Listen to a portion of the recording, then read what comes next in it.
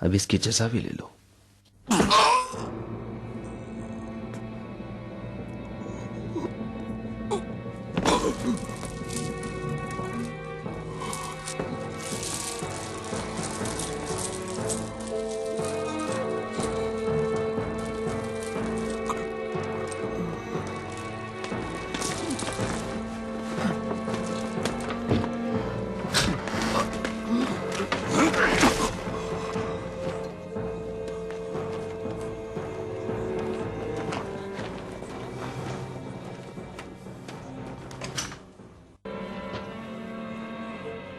اٹھو، اس بد تہذیب قوم کا ہم تماشا بن گئے ہیں. عمار، مجھے چھوڑو مالک، میری عادت خراب نہ کرو.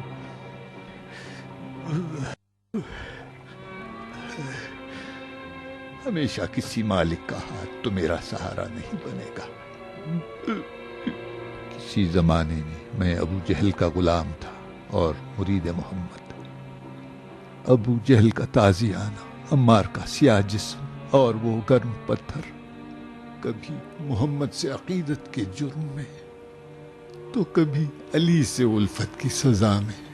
دیکھ رہے ہو مالک، میرا دل اور زبان ان کی محبت کے لیے کافی ہے، اور میرا جسم ہمیشہ کے لیے غلام ابو جہل رہے. ہم اپنا وقت تلف کر رہے ہیں عمار.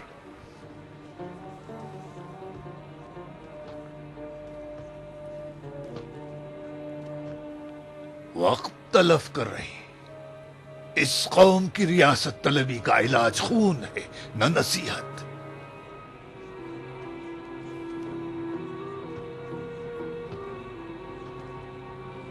تلوار اٹھانا ہوگا، تلوار اٹھانا ہوگا عمار. آل امیہ کا وحشی اونٹ جس تلوار کی وار کے رام نہیں ہوگا. میں چلا. مالک،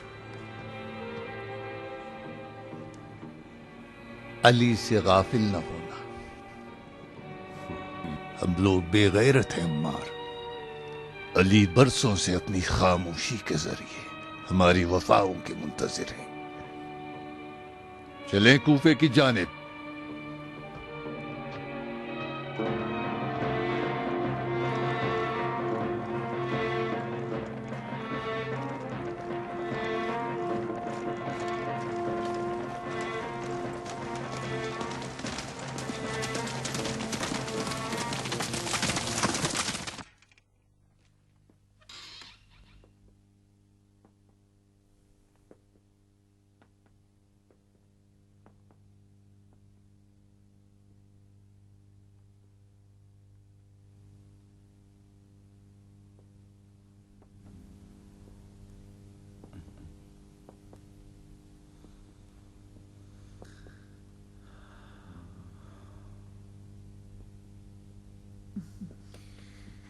اپنی یادوں کے گھر میں تمہیں خوش آمدید کہتی ہوں امیر.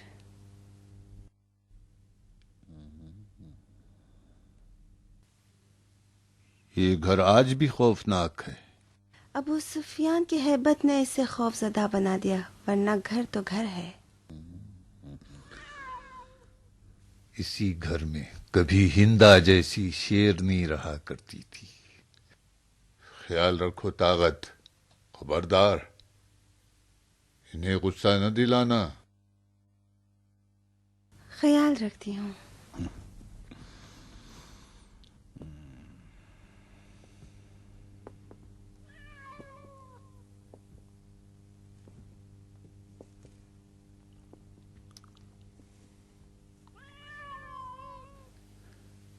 اس ویرانے کو چھوڑ دو بابا.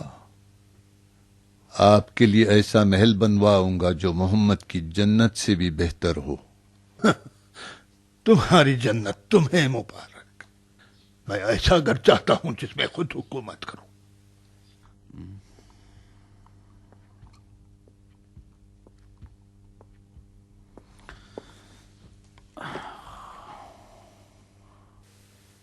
حجاز میں امن نہیں ہے. خلیفہ کے پاس نہ فوج ہے نہ لبیک کہنے والے. مصر اور کوفہ میں فساد پھیل چکا ہے. ایسا نہ ہو کہ ایک جماعت اپنی جان پر کھیل کے غصے میں تلوار کھینچ کر خلیفہ پر حملہ آور نہ ہو جائیں۔ یہ ساری مصیبتیں اس مروان کا بچھایا ہوا جال ہے جو سالوں کی جلاوطنی کے بعد جسکینے کے کچھ نہیں جانتا۔ خلیفہ نے اپنے اوپر ظلم اور مروان پر لطف کیا ہے، وہ خلیفہ پر مسلط ہو چکا ہے۔ یہ میں نے خود دیکھا ہے کہ خلیفہ خود مروان ہے نہ عثمان۔ اس معرکے میں تمہاری کیا حیثیت ہے؟ میں کیا کروں؟ میری حکومت متزلزل نہ ہو جائے۔ خلیفہ سے التماس کی کہ شام آ جائیں، قبول نہیں کیا، کہتے ہیں سپاہی مدینہ روانہ کروں۔ تو تم نے کیا سوچا؟ ابھی تو کچھ نہیں سوچا، کیا کہا جائے گا۔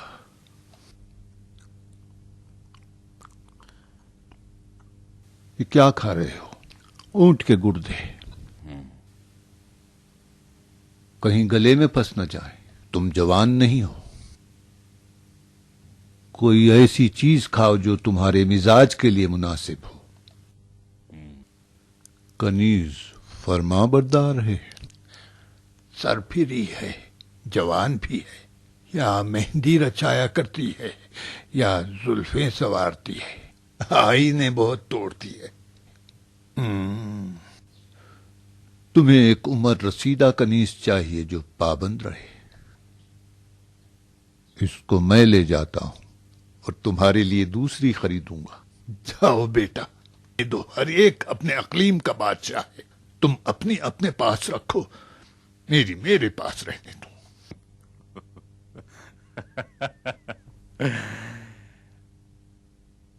بیٹا باپ سے نہیں چراتا۔ ہاں، اگر ہندا کا بیٹا نہ ہو۔ باپ کی میراث تو بیٹے کو مل ہی جائے گی، اس شرط پر کہ ابو سفیان مر جائے۔ نہیں بابا، میں مذاق نہیں کر رہا ہوں۔ میں چاہتا ہوں کہ کوئی تمہاری خاطر کرے۔ مجھے اس کے ساتھ رہنے کی عادت ہو چکی ہے۔ کاش کہ میرے ساتھ شام آ جاتے۔ شام میرے لیے سازگار نہیں ہے، مجھے سرزمین حجاز چاہیے۔ مجھے شام لے جاؤ گے تو میری روح کو کیا کرو گے؟ چاہتے ہو شام میں نابود ہو جاؤں؟ حجاز پہلے سے زیادہ ناامن ہو چکا۔ میں نے آج سے بھی زیادہ ناامن زمانہ دیکھا ہے، جب محمد نے کعبے کی سرداری ہم سے چھین لی اور ہمارے ہی گھر میں ہم پر حکم چلایا تھا، بھول گئے؟ میں اس دن جان بچا کر نہ بھاگا تو آج کس طرح گھر چھوڑ دوں؟ ان دنوں شام نہیں تھا، حجاز میں محمد تھے، سب ان کی بات مانتے تھے، لوگوں میں ایک دلی تھی۔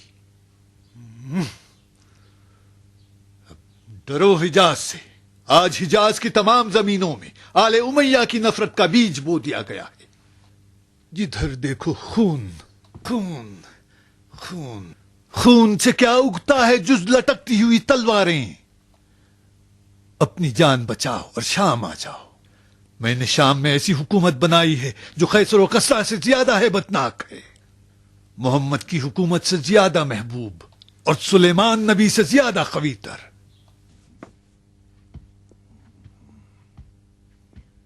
اگر تم یہ نہ کرتے تو ابو سفیان کے بیٹے نہ ہوتے۔ اب جاؤ، خلیفہ کو فوج روانہ کرو جو تم سے مانگی ہے۔ میں اپنی فوج کو سرزمین حجاز پر قربان نہیں کروں گا۔ اگر مروان ایک لائق خلیفہ ہے تو اپنے مسائل خود حل کرے۔ حکومت اگر اسی طرح دوسروں کے بوجھ کو کاندھا دینے لگ جائے تو ہم ہار جائیں گے۔ اگر خلیفہ کی موت کے بعد تمہیں حجاز والوں کی بیعت چاہیے تو بے طرف رہنا، خلیفہ مظلوم کی حمایت میں لشکر روانہ کرو، لیکن جنگ نہ کرنا۔